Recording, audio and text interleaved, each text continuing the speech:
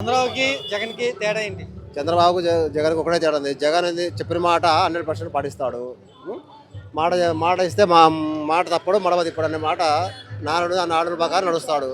చంద్రబాబు నాయుడు అనేది 2014 మాట చెప్పినాడు, అది 2019 వచ్చాక తుసు అనిపించినాడు. 2019లో ప్రజలు ఏం చేసినారు, జగన్ అఖండ మెజార్టీ ఇచ్చి జగన్ ముఖ్యమంత్రి చేసినాడు.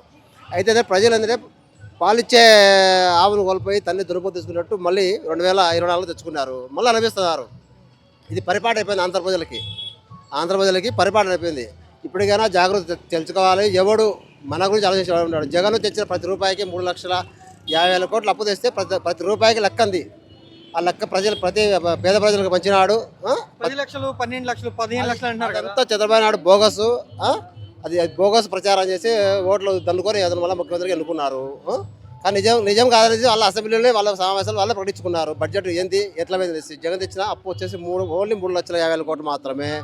చంద్రబాబు నాయుడు ఇప్పుడు 6,50,000 కోట్లు వచ్చి మొత్తం ఒక స్థానంలోనే అమరావతి తన కంచుకోట అయినా కమరావతికి మాత్రమే పెట్టుకున్నాడు. అమరావతి కాదు కమ్మరావతి, అది కమ్మరావతికే కోట ఇచ్చినాడు. అంతేగాని ప్రజలకంటూ ఏం చేయలేదు. ఒక్క స్థానం అభివృద్ధి చేస్తున్నాడు.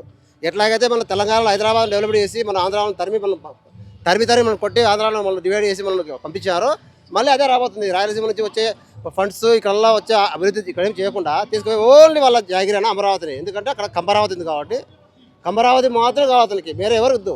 కానీ జగన్ అయితే వికింది దగ్గర మూడు భాగాలుగా బాగుండాలి ప్రజలు అనేసి జగన్ కోరుకొని ముగ్గురు బాగుండాలనుకున్నారు. ఒక తల్లి ముగ్గురు పిల్లలు పెడితే ముగ్గురు బాగుండాలి కానీ ఒకటే బాగాలనుకోలేదు.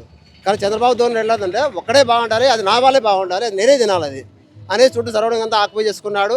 ఈ రోజు ఆడ విజయవాడలో ఎవరైనా సామాన్య వ్యక్తిపై ఏదైనా బాడకు తీసుకోవాలి, ఇల్లు తీసుకోవాలి, కానీ నీది ఏ కులము, నువ్వు యాదవా, రెడ్డివా, బలిజవా, లేక కమ్మవా, కాపు అడిగి ఇస్తున్నారు. కానీ అలా ఉండకూడదు. ఇలాంటి ధోరణికి స్వస్తి పలకాలి. మనము సమైక్యత, భిన్నత్వంలో ఏకత్వం. మన సమాజం లాంటిదంటే భిన్నత్వం ఏకం, అందరూ కలిసి ఉంటేనే కలుసుకోం అనేది. కానీ అది ఏసాడు వెడగొట్టు పాలించు, కులాల మధ్య చిచ్చు రేపుకుంటూ జగన్ క్రిస్టియన్ అంటాడు. ఒకసారి జగన్ క్రిస్టియన్ కాదు, అతను అన్ని మతాలకు అతను అన్ని మతాలను ప్రేమించేవాడు అనమాట. ప్రేమించే వారికి మతం ఉండదు, ద్వేషించే వారికి మతం ఉంటుంది, ఓట్లు పొందుకోవాలని కూడా మతం ఉంటుంది. కానీ ప్రేమించే వారికి ఏ కులంలో కానీ అతను ఎప్పటికీ కరెక్ట్గా నడుస్తూ ఉంటాడు. ఇంకా విద్య గురించి చెప్తామా మీరు? విద్య వచ్చేసి కనీసం అంటే ఈ 2024 నుంచి 2026కు కనీసం మోర్ దాన్ 8 లక్షల మంది డ్రాప్ అవుట్ అయ్యారన్నమాట. ఒక గవర్నమెంట్ స్కూల్లో 4 లక్షల మంది విద్యార్థులు బడికి పోకుండా మానుకున్నారు. జగనాయంలో ఇంక్రీజ్ అవుతా పోయి. ఎందుకంటే అమ్మబడి ఇవ్వడము, అది ఇవ్వడం, ఇది ఇవ్వడము. కొన్ని గవర్నమెంట్ స్కూళ్ళలో వేకెన్సీ దొరకలేదు అనమాట. నో బోర్డు పెట్టినారన్నమాట. అలాంటి స్థితి తీసుకువచ్చినాడు జగన్మోహన్ రెడ్డి 2019 నుంచి 2024 వరకు. కానీ ఇప్పుడు ఏమైంది, 24 నుంచి 26 వరకే ఈ 2 సంవత్సరాలు కనీసం అంటే 6 నుంచి 7 లక్షలు గవర్నమెంట్ స్కూల్లోనే డ్రాప్ అవుట్ అయింది. ఇంకా ప్రైవేట్ స్కూల్లో ఇంకా ఎక్కువ ఉంది. అంటే ఈ విధంగా విద్యను తీసుకెళ్ళినాడు.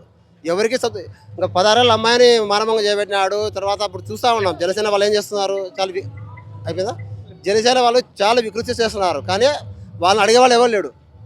ఇప్పుడు ఏమంటే జగన్కు తక్కువ ఓట్లు వచ్చినాయి, తక్కువ ఓట్లు కాదు, ఓట్లు బాగా వచ్చినాయి, సీట్లు బాగా వచ్చినాయి, సీట్లు తక్కువ వచ్చినాయి. ఓట్లు బాగున్నాయి, సీట్లు తక్కువ ఉన్నాయి. కానీ దాని వెనకాల ఏముందో అది ఇంకా విప్పాలన్నమాట. అది ఈవీఎం దారనా ఇంకో దారనా తేలాలి. ఈ 40% నా ఓటింగ్ అది స్టాండర్డ్ అనమాట. అది ఏ భారతదేశంలో ఏ వ్యక్తికి లేని ఓట్లు, స్వతంత్రంగా వచ్చిన ఓట్లు ఎవరికి లేవు.